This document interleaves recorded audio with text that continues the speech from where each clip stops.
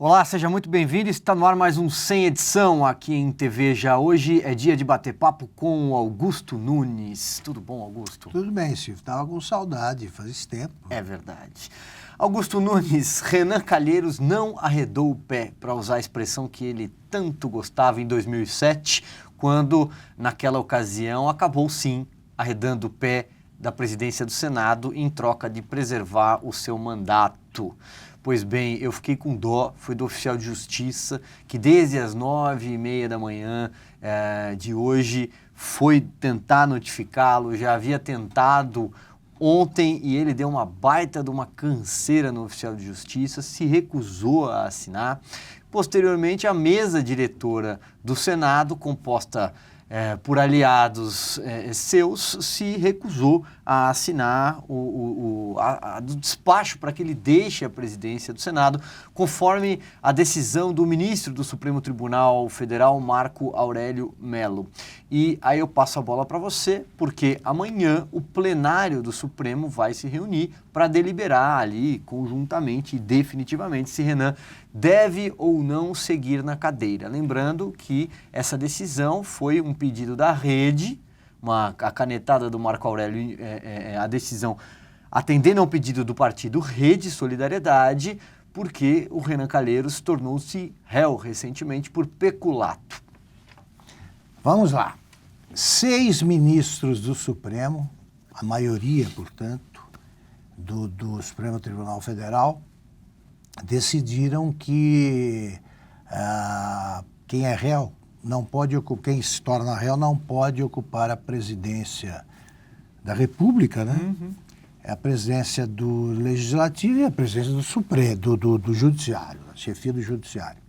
O Renan se transformou em réu. Quem ocupa, aliás, a linha de sucessão presidencial. O Renan é o terceiro nome, depois do... É o segundo nome, na verdade, né? O primeiro substituto, já que não temos vice agora, o vice está exercendo a presidência. Você tem o Rodrigo Maia e depois o Renan. Então, ele foi afastado. Agora tem o detalhe do julgamento. Depois que 6 ministros votaram e, portanto, decidiram a questão, o ministro Dias Toffoli pede vista do processo, que não vai mudar de rumo porque já está decidido. Acho que o Marco Aurélio agiu muito bem, agiu de acordo com a lei, e acho que o Renan está afrontando o judiciário e isso é intolerável. Se alguém desobedece ao judiciário, imagine-se desobedecendo ao judiciário. Se isso for permitido, aí não existe mais lei no Brasil. O que o Renan, o que deveria ser feito pelo judiciário é expedir uma ordem de prisão contra o Renan Calheiros, põe na cadeia. Isso é mais que desacato à autoridade. A Procuradoria-Geral da República outro poder. Poderia pedir, né? Claro. Ela poderia pedir. Claro, e deveria fazer isso. Porque como é que faz? O Congresso não recebe, a mesa não recebe. O Renan também, não. Como é que fica? Quer dizer, ele vai continuar presidente? Isso é rebelião, né? Isso é um ato de desacato, de desrespeito. Tinha que prender para ele saber que ele não é mais o que foi. O Renan iniciou um processo de queda.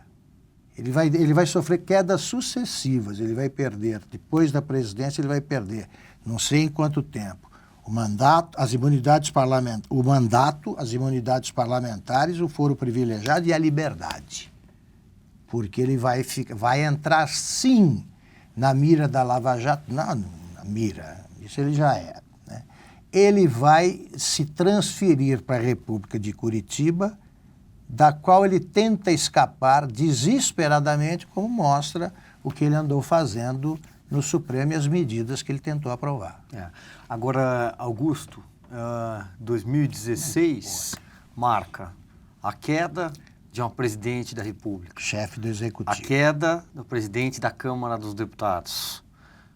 E agora pode ser que se configure, né, se confirme a queda do presidente do Senado, e que é também o presidente do Congresso Nacional. Jorge Viana que se cuide com as ruas, Eu que acho se que os cuide com mini- o que ele vai fazer. Ah, né? claro. Primeiro, voltando ao Renan, esses ministros que aprovaram, né, a decisão segundo a qual quem é réu não pode figurar na linha sucessória, eles vão confirmar o que fez o Marco Aurélio. Não faz sentido outra decisão. Agora, o afastamento dele foi determinado pelas ruas. A queda foi precipitada no momento em que ele, desafiando a vontade popular, né, a vontade da imensa maioria dos brasileiros, ele se transformou no alvo principal das manifestações de domingo. Importante lembrar por quê, né, Augusto? Para aquela pressa toda dele em tentar aprovar a votação em caráter de urgência, do pacote que veio da Câmara com um baita de um jabuti embutido ali, claro. que era a emenda para tentar retalhar Então, procuradores e juízes. Quais foram as bandeiras do domingo? Defesa da Lava Jato, né? A indignação com o projeto Frankenstein, aí, que a Câmara aprovou, transformou um projeto de contra a corrupção num projeto pró-corrupção, e contra o Rodrigo Maia, contra o Renan Calheiros, porque ele tentou aprovar em regime de urgência aquele absurdo que o Senado tem que rejeitar, vai ser obrigado a rejeitar, porque o Brasil não admite aquilo. Ele não ouviu a voz das ruas, né, como o Rodrigo Maia, fez aquilo. O que aconteceu agora? Perdeu a presidência também por isso, porque os ministros do Supremo adoram dizer que eles decidem sem pensar com isenção, na opinião pública. Isso é impossível. Você consegue ver surdo a uma voz legítima e reivindicando o certo. O povo está cansado de espertezas que obstruem o avanço do combate à corrupção. Se o Jorge Viana achar que consegue, ele perde o cargo também. E eu acho ótimo, viu, Silvio? Porque eu não raciocino politicamente, porque eu não sou político. Eu raciocino como jornalista, me apego aos fatos, e como brasileiro. Ladrão tem que ser preso. Então, o que virá depois, a gente resolve, né, de alguma forma. Mas a gente não pode pensar, não, o Renan conseguiria aprovar tal e tal projeto importante para o governo. Nós não podemos mais depender de bandidos para que a gente se sinta de alguma forma protegido dos outros bandidos. Isso não pode. E, sobretudo, Augusto, movidos por um... Eu estava aqui pensando se é um silencioso ou se... Qual seria o adjetivo, o cinismo desses políticos todos que agiram naquela calada da noite, na madrugada, quando o país dormia absolutamente inconsolável por uma tragédia, né, que levou o time da Chapecoense, levou 20 jornalistas. Né? Então, agiram O mundo se comoveu com isso, Exato. Menos os deputados. Não, estavam preocupados com o próprio umbigo, porque vem aí a delação da Odebrecht. É isso, é a bancada da Odebrecht. Essa turma está apavorada e faz qualquer negócio. O que eu fiquei espantado foi com isso, Silvio. Eu te confesso que há muito tempo eu não me emocionava tanto como eu me emocionei ao ver aquele vídeo em que a mãe do goleiro Danilo abraça o jornalista Guido Nunes, que não é meu parente, depois de uma conversa lá no campo da Chapecoense, em que ela pergunta a ele, né, como é que vocês se sentiram, né, os jornalistas, com a perda de tantos amigos, assim, e o repórter, ela falou, você sabe me responder? Ele falou, não, né? E os dois se abraçaram e trocaram um abraço tão comovente que eu fiquei profundamente emocionado. Te digo, olha, fazia muito tempo que eu não chorava, assim, por esse tipo de coisa. E eu te confesso que eu chorei naturalmente, porque como é que uma mãe que sofre a dor que nunca passa, como dizem os que perdem o filho, porque o caminho natural a inversão da ordem natural, a inversão da ordem vida. natural das coisas.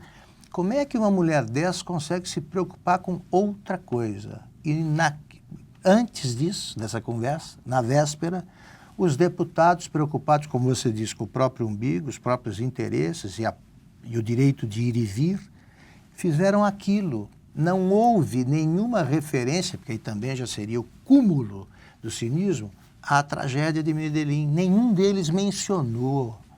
Nenhum. O Renan não falou uma palavra, uma vírgula sobre isso. Ele estava focado na safadeza que eles tentaram praticar. A Câmara consumou. E o Renan queria oficializar com a aprovação pelo Senado. E muita gente que agora se faz de distraído e tal, participou da manobra do Renan. Ele acabou ficando sozinho porque sentiram a reação popular, que foi fisicamente vista nas ruas deste domingo. É o então, rabo preso, Jorge Viana é, como todos os parlamentares, um servidor do povo. Ou ele age assim, ou será afastado também. É o rabo preso, é o telhado de vidro, tá todo mundo morrendo de medo. Muito mais do que preocupado com as urnas em 2018, está preocupado com a cadeia até lá. Quantos processos tem o Renan? Você estava mencionando... 11 inquéritos. 11 inquéritos no Supremo. 11 inquéritos.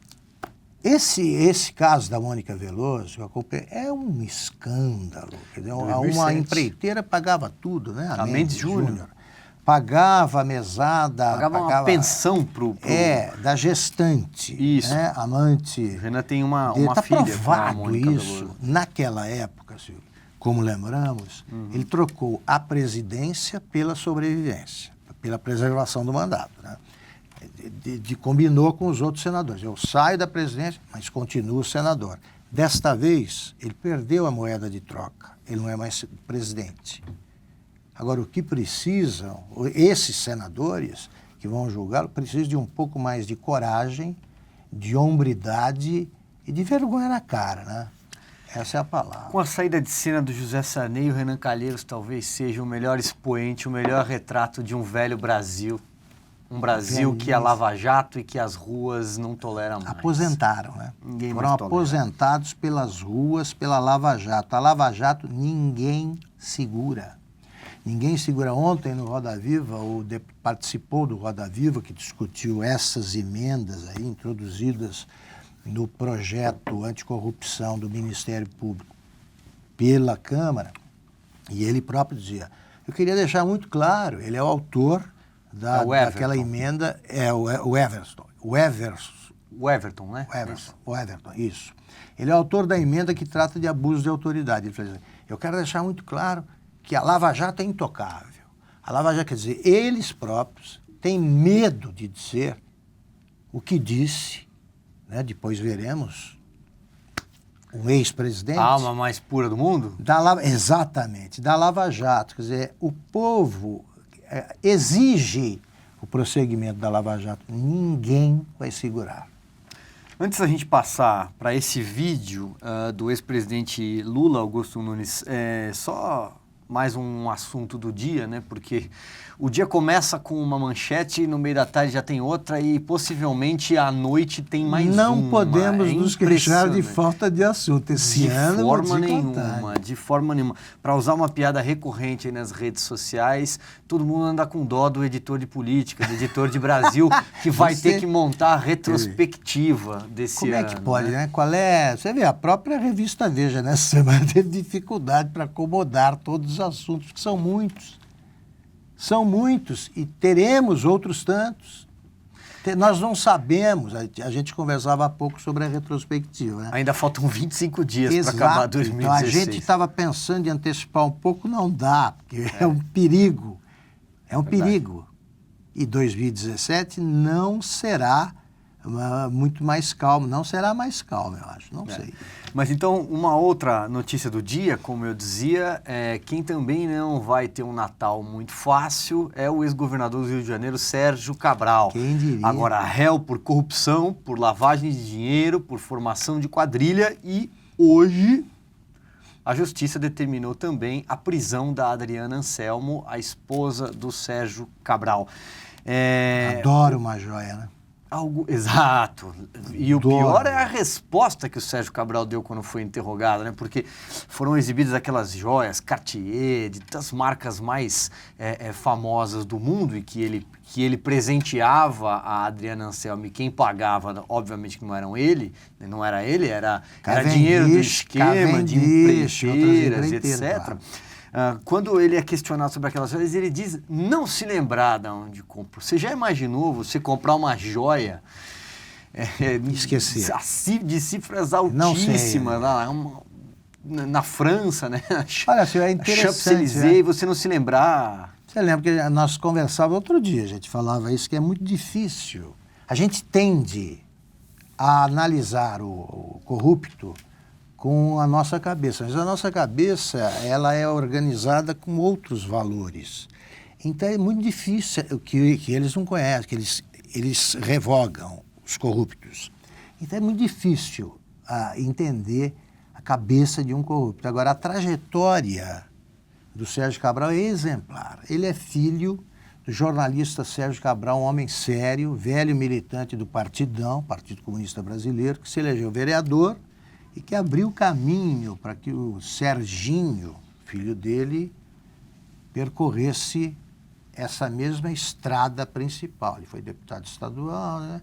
Aí, na Assembleia, ele começou a se ligar a essa parte podre do PMDB que controla o partido no Rio e descobriu o dinheiro. Ele adorou conviver com essa turma e começou a enriquecer. Ele era de uma família pobre. O Sérgio Cabral vivia do salário de jornalista. E foi um dos caras do Pasquim, por exemplo. Hoje, o Sérgio Cabral, com Alzheimer, isso saiu já na imprensa, por isso que eu estou dizendo. Sérgio Cabral pai, né? Sérgio Cabral pai. Quando perguntam sobre o filho, ele fala, ele morreu quando era menino. E, de certa forma, foi isso que aconteceu. O menino que começou combatendo a corrupção, esse morreu. Há muito tempo. O que sobrou foi essa caricatura, né, do Sérgio Cabral, que agiu roubando em várias frentes e sacos de dinheiro, né, cheio de massa. Aquelas festas, a festa dos guardanapos na cabeça, vai aquela imagem horrorosa. Ia toda hora para Paris, né?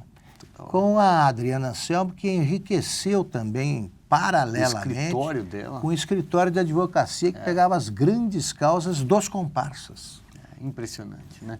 Não será um Natal fácil e, quiçá, um carnaval fácil, né? No último, num dos mais recentes, ele assassinou o inglês, a língua, né? De Shakespeare, tentando traduzir aí, conversando com não sei quem, uma celebridade estrangeira, para apresentar Dilma Rousseff. Nenhum dos dois estará no carnaval, né? O carnaval do Rio vai ser melhor. Todo carnaval tem seu fim, inclusive para Sérgio Cabral, Augusto Nunes. Uma boa festa. Vamos para o terceiro e último assunto do nosso Sem Edição. Queria exibir um vídeo que circula na internet, nas redes sociais, do ex-presidente Luiz Inácio Lula da Silva. Ele discursava durante uma festa armada ali por aliados em defesa dele e para decidir estratégias contra especialmente a Operação Lava Jato. Nós vamos exibir o vídeo e na sequência o Augusto Nunes vai comentar. Acompanhe. Você ter em Curitiba, sabe, um agrupamento especial de pessoas ungidas por Deus para salvar o mundo. Eles têm noção de quanto a Operação Lava Jato já causou de prejuízo da economia deste país, ao PIB desse país? Ele tem noção de quanto desemprego já causou? Nossa. O Congresso desmoralizado, a Suprema Corte, sabe, com problemas, o Superior Tribunal de Justiça com problema, o Ministério Público então virou, sabe, um bando de ungidos que vão salvar a humanidade. O que aqueles moleques falam de bobagem é muito grande para o cidadão ter a petulância de dizer: O Lula é chefe de uma organização criminosa que é o PT. Eu já abri processo contra o delegado, já abri contra o Moro, estou abrindo agora contra o Delanhol e vou abrir contra todos. Preciso brigar com ele porque alguém tem que reagir. Alguém tem que reagir. Com muita humildade. Se tem alguém que pode resistir a essa euforia da insanidade judiciária, sou eu. Estou disposto a fazer o que for necessário. Não farei. E se isso é para me prejudicar, para não ser candidato em 2018, João Pedro, você se prepare que eu posso voltar a ser candidato.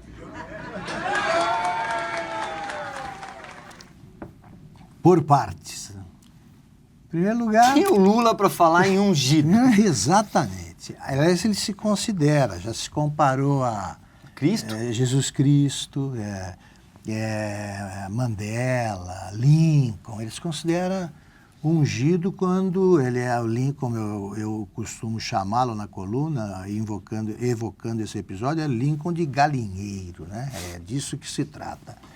Ele se considera ungido, em primeiro lugar. Segundo, chama atenção o riso cínico dos presentes, que todos sabem que quem está discursando tem culpa no cartório que não acaba mais e corre o sério risco de ser preso por um bom tempo, que é o que merece. Agora, vamos lá.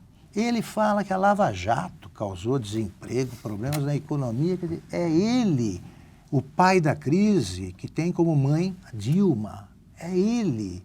Ele que fez isso com o Brasil. Agora, o que é que está fazendo? Ele não sabe o que é força-tarefa. Você monta uma força-tarefa quando você tem um grande escândalo. Ele é responsável pelo maior escândalo da história.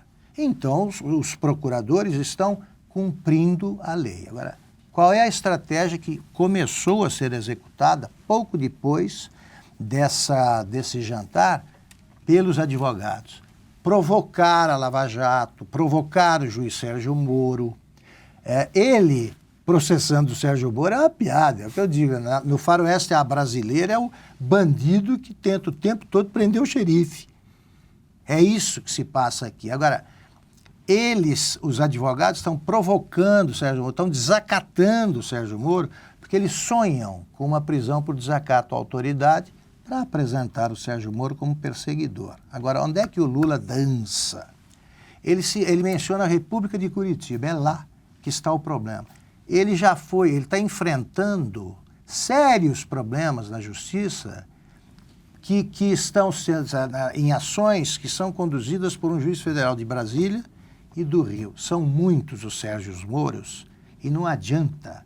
Ele foi infeliz nisso, elegeu um inimigo quando ele tem, só pela proa, juízes e promotores dispostos a cumprir a lei que não temem esse tipo de conversa e ameaça. Não temem. Agora, você vê que ele tropeça em umas palavras, lá o que sugere que o que há no copo que ele tem na mão não é água. Não, porque esse tipo de bravata não é normal. Não é normal.